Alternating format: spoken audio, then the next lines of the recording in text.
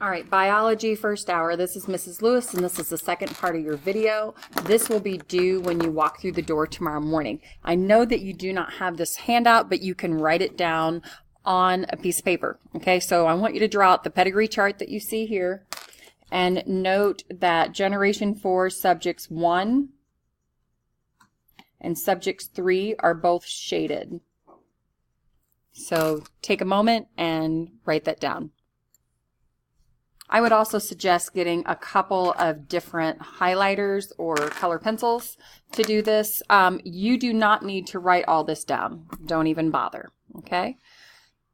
And you don't have to bother writing down the question either. You'll just write down the answers, which I'm going to do with you, okay? So first of all, let's take a look. So it says here that straight thumbs are recessive and hitchhiker thumb is dominant, okay? So what's the first thing I need to do? What's the rule? You have to make a key, right? So let's make a key. I'm going to use B, and it says here that hitchhiker thumb is dominant, so I'm going to write hitchhiker, and little b is straight because it's recessive. So just like the Punnett squares we've been doing, this is exactly what you're going to do. The rules don't change, so don't let this part freak you out. Okay. So it also says the shaded shapes means that person has a straight thumb. So I'm going to come over here and I'm going to add to my key shaded shapes and blank shapes. And just like our second rule with building a key with a Punnett square, that means a hitchhiker can look like this for genotype, or hitchhiker thumb can look like that for genotype. So homozygous dominant or heterozygous hybrid. Here, the only time we can see a straight thumb is if it's a homozygous recessive or small b, small b. So let's take a look at this right here. We know that it's shaded, okay? So this is what I did. I shaded half of it orange, and I shaded half of it yellow. I did that because I recognize if it's shaded, as my key says, it has the alleles little b for genotype. And I recognize that half the DNA came from mom, and half the DNA came from dad. That means this child was given a B from mom and was given a B from dad. So even though mom and dad both look normal, they both have a hitchhiker's thumb, they both carry the allele for this recessive trait, which is a straight thumb. Oh, I said tongue twister today. Make sure that it looks just like this before moving on. First, it says, what is the genotype of Generation 4, Subject 1? So Generation 4, Subject 1. What's its genotype? Well, we've already decided that. It's shaded. And the only time it can be shaded is if it's little b, or straight. So genotype is little b, little b.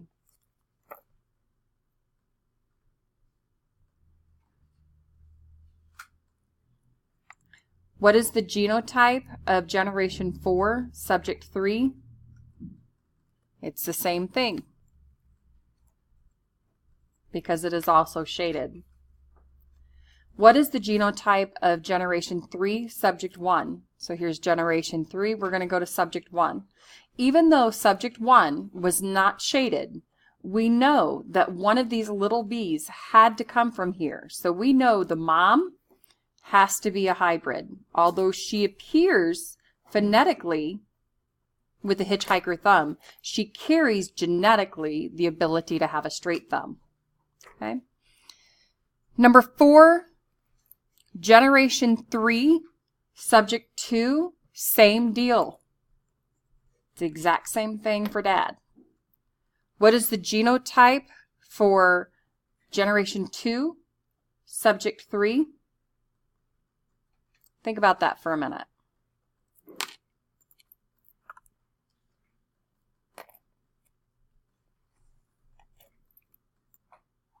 Okay, the same rule applies as before. See if I can't clear this up for you for a minute.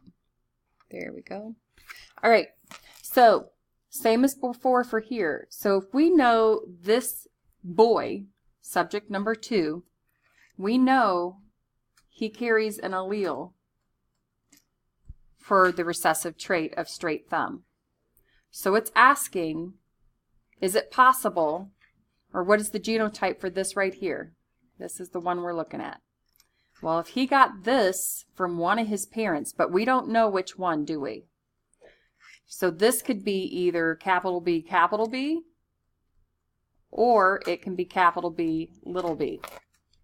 So your answer is going to be homozygous dominant or heterozygous for the trait.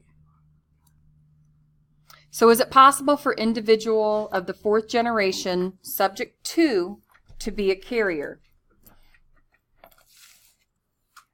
So as you can see here, 4th generation, subject 2 is not shaded. That means this person has a hitchhiker thumb according to our map. It also means that person can have a genotype of homozygous dominant or heterozygous. Well, which is it? We don't know because we don't have enough information. Okay, so come over here. We know it's possible for them to be a carrier because both the parents carry the allele for a little b. So it's very possible that person could be a carrier, but we don't know. So I'm just going to write because both parents had to be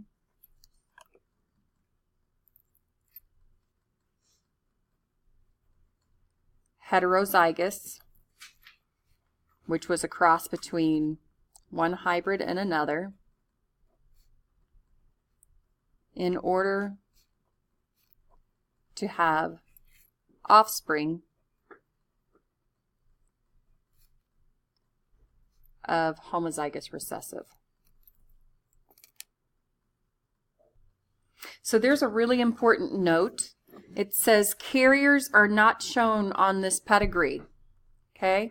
That means you're not going to see anybody with that half shaded circle because it wants to see if you can figure out who they are. Okay? And work backwards. It does, however, give you the start of a key for sickle cell anemia. And if you don't already know this, although it's going to be on your test tomorrow, sickle cell anemia is a recessive disorder. Okay, so if it's a recessive disorder, that means it will look like this. Okay, and this or this is normal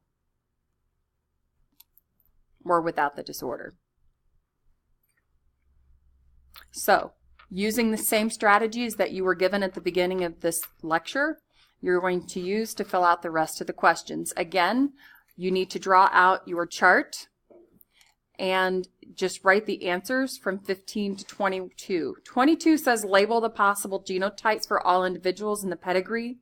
One person can have, this is important, one person can have more than one possible genotype.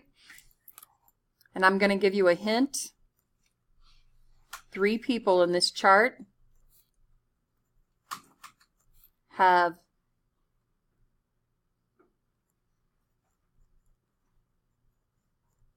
this answer. Okay? Due tomorrow.